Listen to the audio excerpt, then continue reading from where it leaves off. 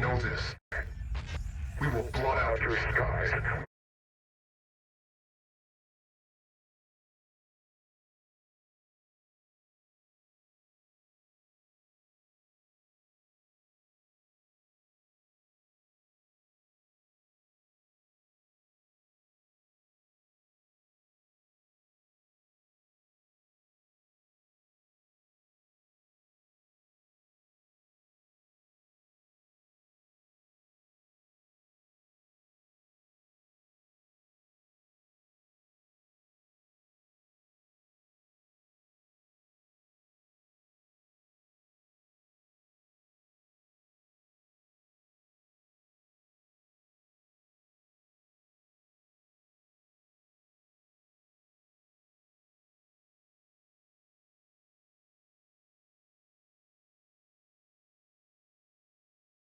We are the settlement defense front.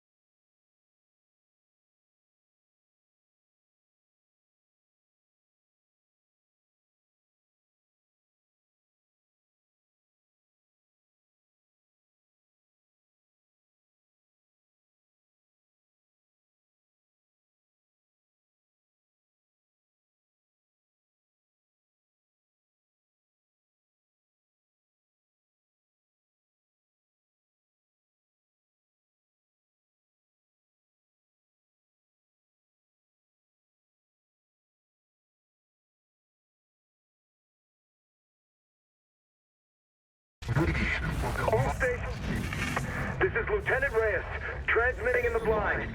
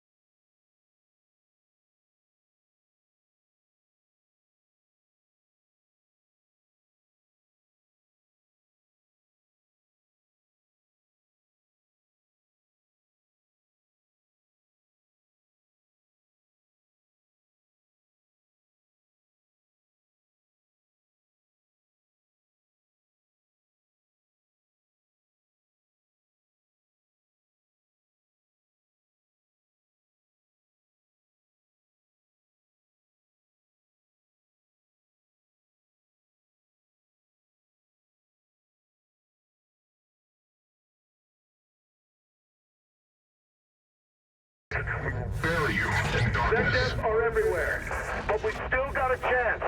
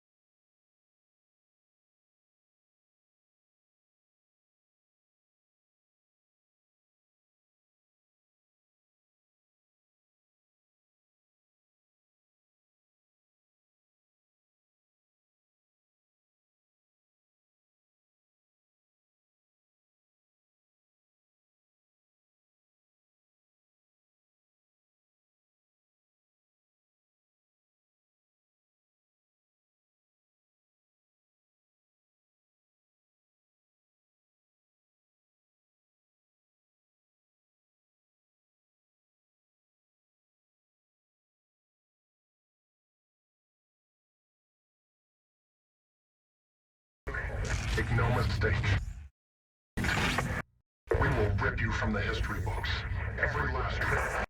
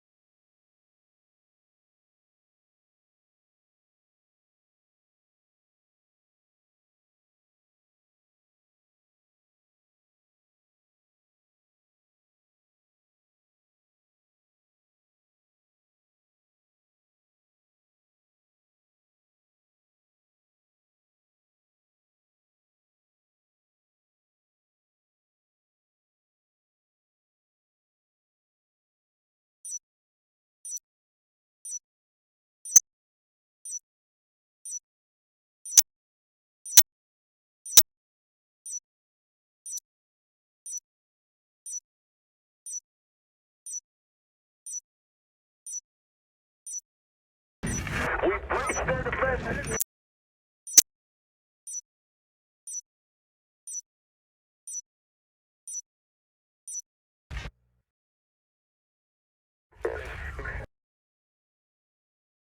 Peggy 18.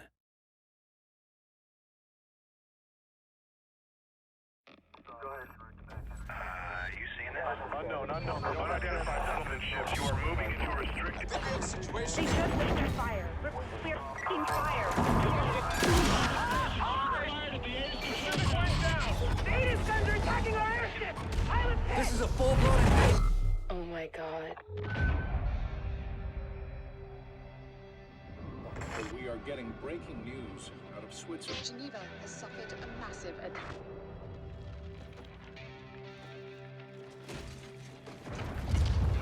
Death count continues to rise, and there's no end in sight. This is Top Cat Sovereign. Divert and deploy all available assets immediately. Holy shit. Let's get to the tower! Go! Fix the house!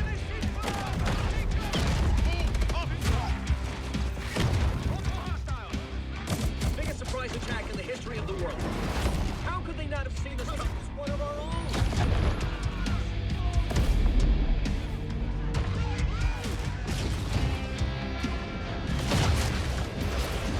We have no precedent for this. We have no playbook for this. And apparently, we have little time. Let me make our situation absolutely clear. We are now at war with the Settlement Defense Front. Godspeed, Captains.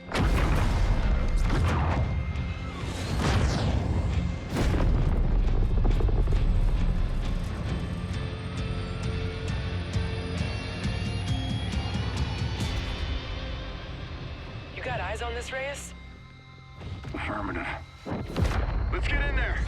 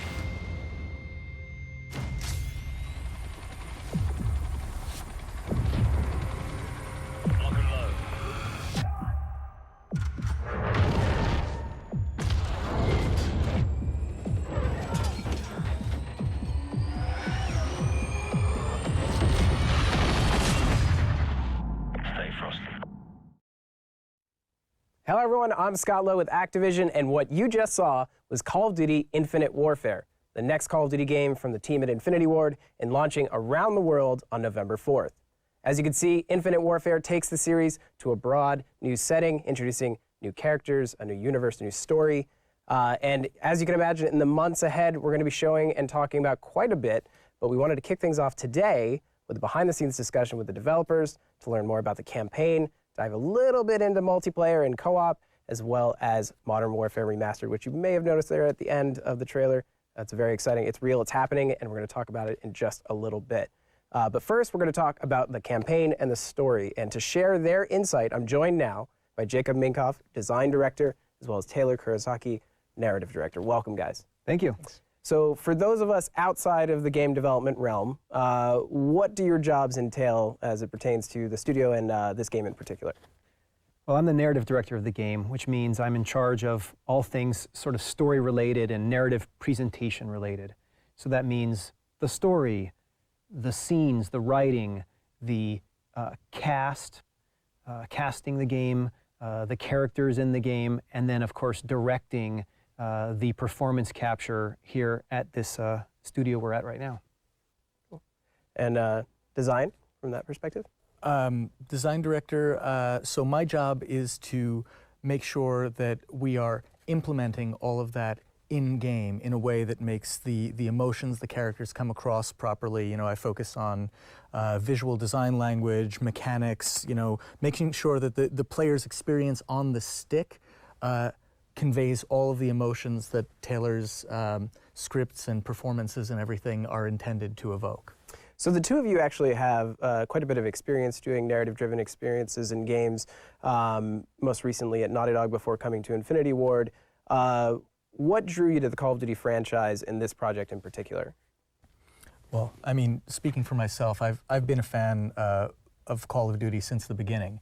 I remember playing the first Call of Duty. It really, it blew my mind. The first time I saw a dude put his back up against a wall and you know, he's got his gun and he's like peeking around the corner, and it created so much more tension for me because I believed in the stakes of the moment. I believed that it was dangerous, and you know, that was kind of a turning point for me because I realized how important NPC performances are in making you buy into the world and believe in the world. And I've honestly used tricks that I learned from Call of Duty 1 in every game I've shipped in my career.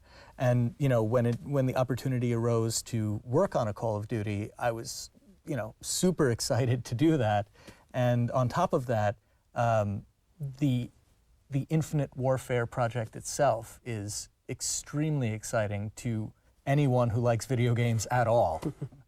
Yeah, ditto for me. I've been a huge fan of the series. Modern Warfare, Crew Expendable, like what an incredible opening to a game. I just remember it just taking me into that place, and I didn't want to leave. And so for us, I think the opportunity to sort of work in the Call of Duty franchise, which is known for, you know, incredible set pieces and incredible visuals and rock solid 60 frames per second action, and to be able to infuse our sort of narrative philosophy into that just seemed like an incredible opportunity. Well, and speaking of narrative, let's talk about probably the biggest question on everyone's minds with regards to Infinite Warfare, which of course is the setting. What was the motivation to bring it to space, and you know, what were kind of the opportunities there for you guys? I mean, first and foremost, the motivation was the enthusiasm of the team. We all wanted to make this game. We could feel it in our bones. Like no one was going to tell us no. This was the game we absolutely wanted to make. It was the game we knew we needed to make. The opportunity to take this trademark Call of Duty feel, this boots on the ground, authentic military feel, and take it into this new setting. You know, to take, in some ways, the familiar, meaning that like gritty, authentic war feeling, and take it into a new setting was super exciting, and it was an opportunity we couldn't pass up. You know, in Infinite Warfare, the world is dependent on resources from outposts throughout the solar system. You know, Earth has been stripped of its natural resources, you know, kind of like we see today, peak oil, climate change, and now the resources that we need are out there in space. You know, it's been said that the first trillionaire is going to be whoever first mines an asteroid. So you have that sort of money out there, you're going to have war. There's going to be militarization, no question about it. So in our world where the people and countries of Earth are reliant on these outposts for the fuel and other resources that they need, there's a brutal, insurgent, militarized group called the Settlement Defense Front that rises to attempt to take control of all of these resources. The Settlement Defense Front is this brutal fascist group that wants to completely control all of the outposts throughout the solar system and to essentially hold the countries of Earth in a stranglehold by virtue of having a complete control and embargo on all of the resources that the people of Earth need to survive. So in terms of like envisioning that universe and kind of building it from the ground up in that way, but maintaining that feel, alongside of that, what has the new setting from a creative standpoint in terms of gameplay kind of afforded you that another setting probably wouldn't have had? Well, I mean, of course, new environments, right? Space allows us to take the player to places that they've never been in Call of Duty before. So, you know, we have dogfighting in space, in a convertible space fighter that switches between zero-G and atmospheric combat. And of course we have all of the boots-on-ground combat that you're used to on Earth, but then we also have the experience of fighting in zero-G, you know, grappling around the outside of a ship that you're trying to board. And we have, you know, for instance, a mission where you are on the surface of an asteroid spinning out of control close to the sun, where it's 2,000 degrees in the sunlight and negative 200 degrees in the shade. And you have to be focused not only on the guys in front of you and creating cover there, but also you need cover against the sun so you don't get fried by it. So it creates these new gameplay challenges and these new pressures on the characters that are totally unique to Infinite Warfare. So, you know, character development seems to be a big part of this. I mean, whether it's, you know, on the settlement defense front side and like kind of making them a believable enemy, as well as, you know, the relationships you as a captain have with your crew.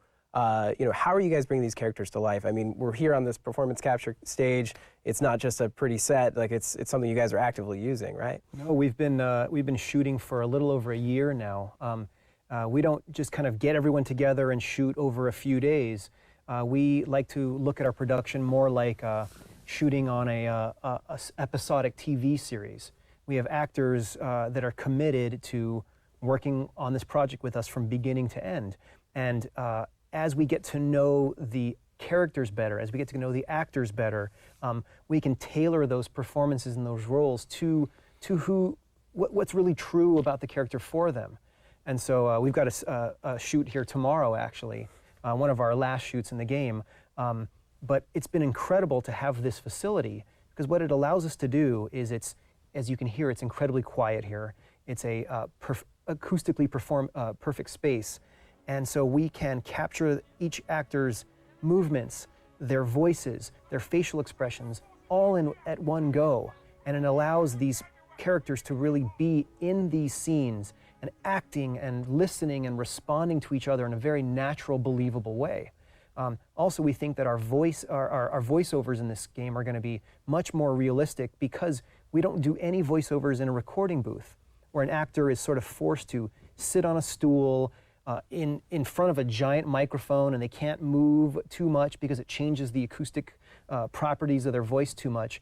Instead, we have wireless microphones, and again, these helmet-mounted cameras capturing their expressions, and they're able to run around the space. They're able to throw themselves into cover. They're able to grab a gun and shout that a grenade is coming, or crawl up next to each other and whisper because we're doing a stealthy infill. And again, I think that's really going to transport the player into this universe really effectively. Like the believability of this whole world is paramount to us, right? Everything is about buying into it, thinking like, oh yeah, oh that could happen, that is real, and these characters do act that way, and I do buy into their performances, and I mean that's one of the reasons why. So like in this story, you only are fighting within the solar system the whole time, and there are no aliens. You're fighting other humans, right? This is again like we're looking for the most grounded, believable conflict you could possibly have in space, and that goes from the character performances and motivations all the way through the environments and the plot. Awesome. Well, thank you guys so much for taking the time to walk me through it. I really appreciate it. I understand you guys actually have a clip to kind of highlight some of the performance capture process with an introduction from Captain Reyes himself, so that's pretty awesome. So we'll check that out, and then after that, we're going to come back and talk about multiplayer, co-op, and of course, Modern Warfare Remastered. So roll the clip. Hey guys, I'm Brian Bloom. I play Captain Nick Reyes, your player character. And today we're going to get a sneak peek behind the scenes at some performance capture footage from the all-new upcoming Call of Duty Infinite Warfare.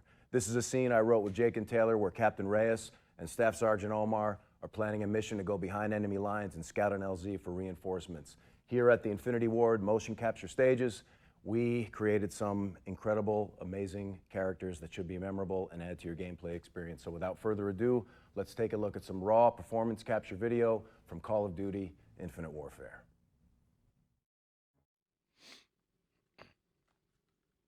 You been down to Titan? I have. Ops? No. Pops. Dad was a tank farmer. Worked the pipelines for about 30 years. Retired just before the SDF took it over. Let's go give him hell. Bet your ass. This has been a long time coming. How are we executing? Joint operation. You and me. Our copy. Affirmative. Armed recon. Small team. We're invading a denied area. Yeah, silver lining around that reticle is SetDef didn't ask permission then, and we're not asking permission now. My jacks are already standing by. You just do what you did at the gateway. We'll zip this place right up. Proud to be of service, Sergeant. Pride is 100% bona fide bullshit, Raze. You just make sure the mission comes first. Copy that. Sure, the sergeant is well aware that the word proud is right in the Navy creed. I knew there was something I didn't like about you sons of bitches. That explains the white uniform and the submarines. Submarines? Yeah.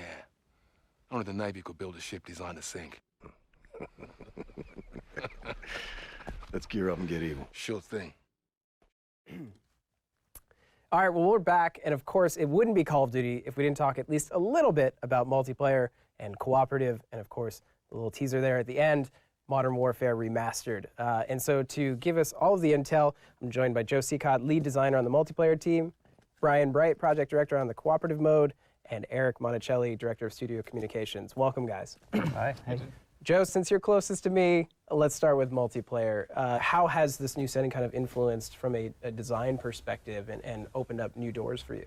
I mean, as a designer, that's really opened the floodgates for us. Like, we're not kind of chained to modern. We can kind of make new toys, create new mechanics, and we can take players to places they've never been before. You know, we have some really good multiplayer maps that take place on Earth, but we also have a multiplayer map up in a space station. We have multiplayer maps on other planets within our solar system. So just being able to kind of bring players, or have the opportunity to bring players there is just really exciting for us. We also have kind of new mechanics. You know, new mechanics I can't talk about right now, but we have kind of a whole new stable of lethals and tacticals for the player to kind of engage with and to try, and you're going to see some of that in our upcoming trailers, and it's pretty spectacular. Well, speaking of the trailers, we saw a little bit, you know, on the campaign side, you know, these, you know, zero-G dogfights and these, like, you know, ship-based battles. Is that coming into multiplayer at all, or is it mainly still on that kind of person-to-person combat?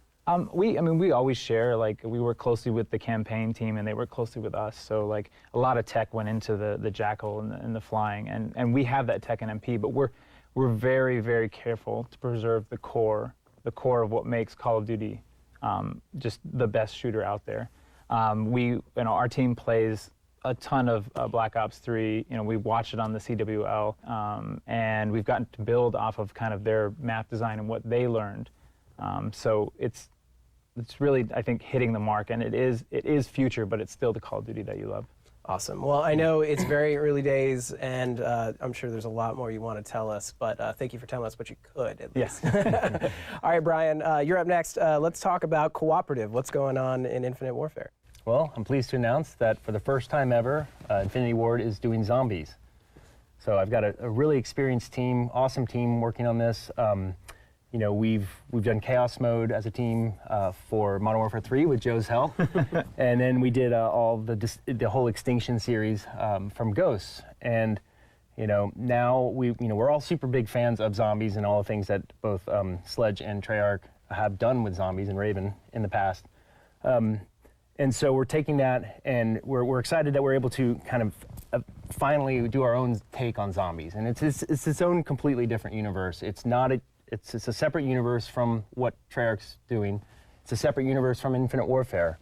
We have something like truly unique and different, and people haven't seen before. And I think, I'm sure that the fans are going to love it. Well, speaking of the fans, if there's one thing I know about Zombies fans, they are ravenous, and they go crazy for Easter eggs. I know it's a big priority for Extinction and some of your other work, but is that something you're embracing as well for Zombies? Oh, absolutely. Yeah, we just scratched the surface on Extinction, but in Zombies, we love the Easter eggs. We love, it's what gives the game life on YouTube, And what's step 21 of getting this particular weapon quest? People love that stuff. It really drives replayability as well. And so, being such a big fan of the work that the other studios have done with Easter eggs, we're taking it even one step further, and can't be more excited. And it'll be interesting to see how many of the Easter eggs fans, actually find, and how long it takes them to find these things.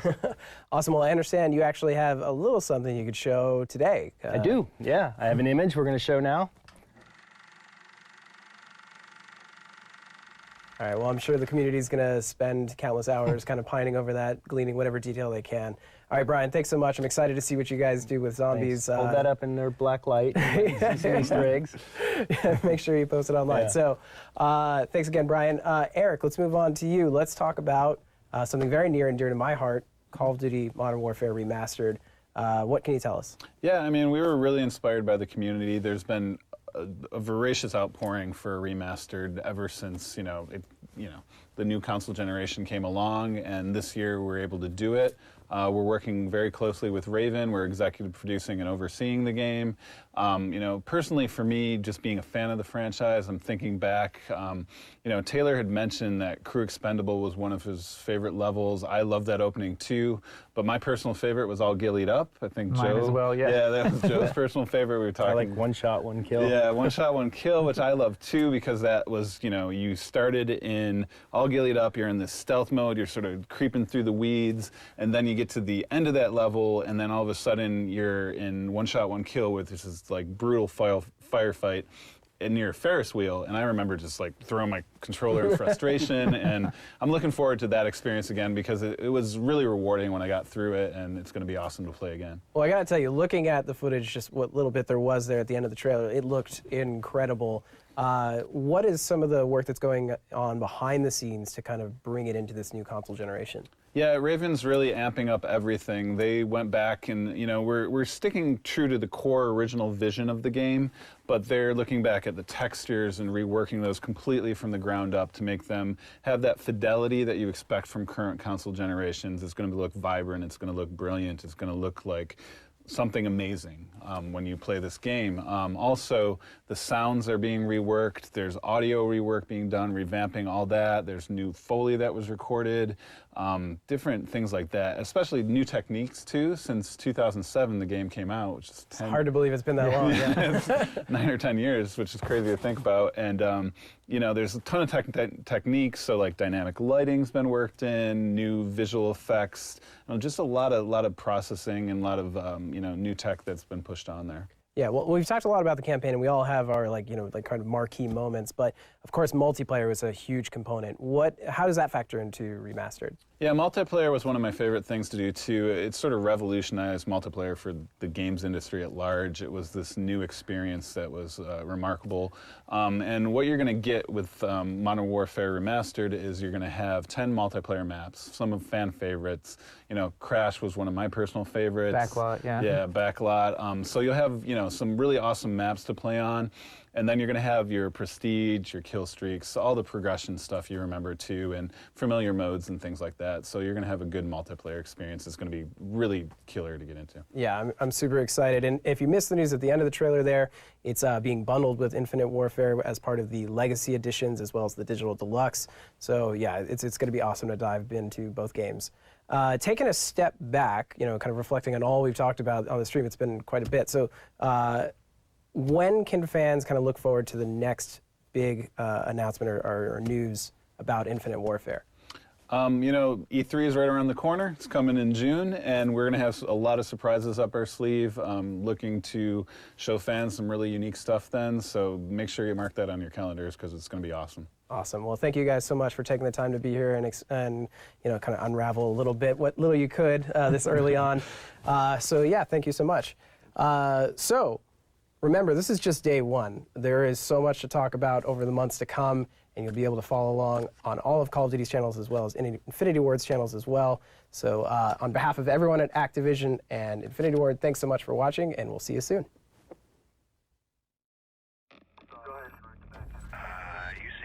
Unknown. Unidentified settlement ships. You are moving into a restricted They just opened fire. We're f***ing fire. Native guns are attacking our airship. Pilot hit. This is a full-blown invasion. Oh my god. We are getting breaking news out of Switzerland. Geneva has suffered a massive attack.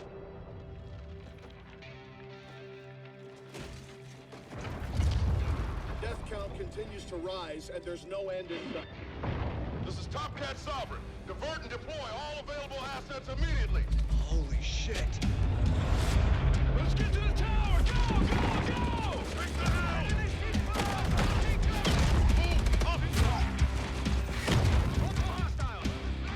Biggest surprise attack in the history of the world.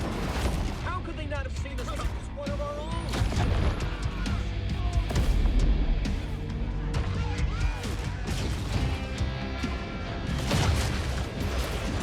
We have no precedent for this. We have no playbook for this. And apparently, we have little time. Let me make our situation absolutely clear. We are now at war with the Settlement Defense Front. Godspeed, Captains.